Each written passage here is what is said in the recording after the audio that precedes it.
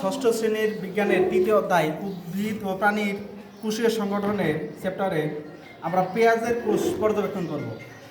পেঁয়াজের কোষ পর্যবেক্ষণে আমাদের যে প্রয়োজনীয় উপকরণ দরকার সেগুলো হচ্ছে একটা অনুবীক্ষণ যন্ত্র, স্লাইড এবং আমাদের পেঁয়াজটা আমরা একদম পাতলা করে স্লাইডের উপর রাখবো, এরকম যতটুকু পাতলা করা যায়।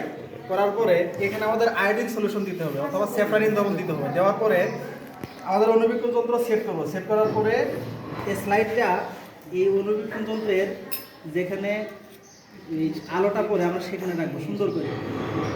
রাখার পরে এখানে বিভিন্ন লেন্স আছে, এক একটা লেন্সের মাপ এক এক রকম, কোনোটা 16 গুণ, কোনোটা 10 গুণ। তো আমাদের যে লেন্সটা এভাবে ঘুরিয়ে ঘুরিয়ে আমরা যেটাতে সুন্দর দেখা যায় আমরা সেটা দেবো।